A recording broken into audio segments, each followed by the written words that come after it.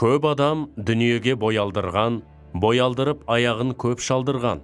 Өлді деуге сияма, ойлаңдарша, өлмей тұғын артына сөз қалдырған. Абай Құнанбайұлы кім? Оны саяси қайраткер, ақын, жазушы, реформатор, аудармашы, сазгер, философ, ағартушы ретінде қалай сипаттайсың? Осы сұрақтарға жауап іздейік. Абай Құнанбайұлы кім? Абай Құнанбайұлы Шығыс Қазақстан облысындағы Шыңғыс тауының баурайында дүниеге келді. Абай ақын, ағартушы, жазба қазақ әдебиетінің, қазақ әдеби тілінің негізін қалаушы. Абай философ, сазгер, аудармашы, саяси қайраткер. Абай орыс және Еуропа мәдениетімен жақындасу арқылы қазақ мәдениетін жаңартуды көздеген реформатор. Абай саяси қайраткер ретінде. Абайдың әкесі Құнанбай Тобықты руының көсемі болған. Бастапқыда молдадан білім алған Абай кейін Ахмет Риза медресесіне оқуға түседі. Алайда әкесі Құнанбай қаладағы оқуын аяқтатпай ауылға қайтарып, билік, сот және әкімшілік істеріне даярлай бастады. Рулық қақтығыстардың ісіне ерте араласқан Абай қазақтың қоғамдық өмірінің аса күрделі қыр-сырына үңіле түседі. Абай ақын ретінде. 1886 жылы 40 жастан асқан шағында Абай жыл мезгіліне арнап «Жаз» деген өлеңін жазды. Ақын Абай өмірінің қалған 20 жылын шығармашылыққа, ақындыққа арнады. Жазды күн шілде болғанда, көгорай шалғын бәйшешек, ұзарып өсіп толғанда, күркіреп жатқан өзенге, көшіп ауыл қонғанда. Абай жазушы ретінде. Абай 19 ғасырдың екінші жартысындағы қазақ мәдениетінің көрнекті өкілі. Шын мәнінде қазақ жазба әдебиетінің негізін қалаушы. Ұлттық және жалпы адамзаттық мәдениеттің үш қайнар көзі. Бірінші, қазақ фольклоры мен ауызша ақындық өнер.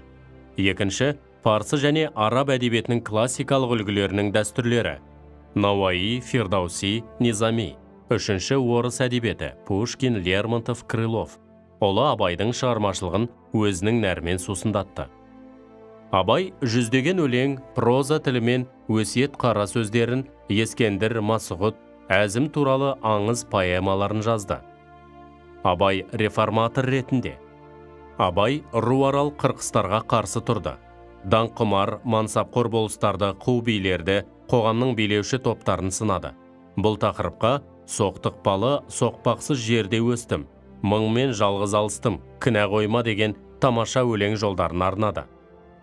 Жүрегіңнің түбіне терең бойла, мен бір жұмбақ адаммын, оны да ойла. Соқтықпалы, соқпақсыз жерде өстім, мұңмен жалғыз алыстым, кінә қойма. Қалың елім, қазағым, қайран жұртым деген өлеңінде жаны жаралы ақын даладағы бірліктің, тәртіптің жоқтығына, ымырасыздыққа налиды. Ақша мен билік үшін жауласу жайлы күңіренеді. Абай аудармашы ретінде. Абай Лермонтов, Пушкин, Салтыков-Щедрин, Толстой сынды орыс жазушыларының шығармаларын ана тіліне аударды. Абай сазгер ретінде. Абай Құнанбайұлы ақын ғана емес, сазгер де болған. Ол Пушкиннің Евгений Онегин шығармасының өз аударған бөлімдеріне ән шығарған. Абайдың Желсіз түнде жарғай, Көзімнің қарасы, Айттым сәлем қаламқас тағы басқа әндері қазақ даласына тарап, көпшіліктің сүйіп тыңдайтын әні болды. Абай философ ретінде. 1890-1898 жылдар аралығында Абай ғақлия прозалық шығармасын жазды. Бұл даналық маржан сөздер 50-ге жуық қара сөзден тұрады. Ғақлия шығармасына қанатты сөздер мен ойлар, аңыздар мен диалогтер кіреді.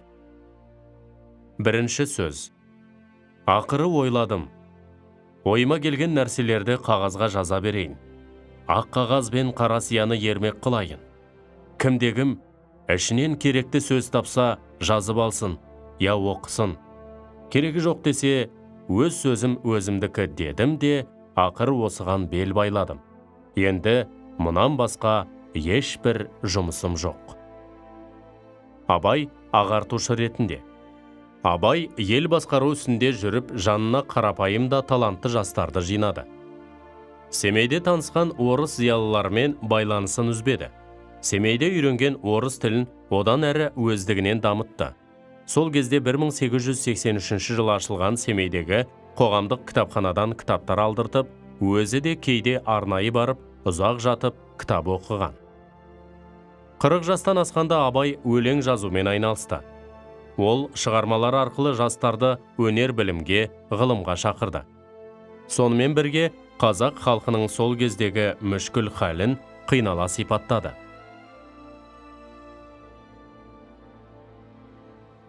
Қазақтың бас ақыны Абай Құнанбайұлы. Онан асқан бұрынғы соңғы заманда қазақ даласында біз білетін ақын болған жоқ. Ахмет Байтұрсынұлы. Шын хәкім сөзің асыл баға жетпес, бір сөзің 1000 жыл жүрсе дәмі кетпес. Қарадан хәкім болған сендей жанның, әлемнің құлағынан әні кетпес. Мағжан Жұмабаев. Абай лебі, Абай үні, Абай тынысы, заман тынысы, халық үні. Бүгін ол үн біздің де үнге қосылып жаңғырып, жаңа өріс алып тұр. Мұхтар Әуезов.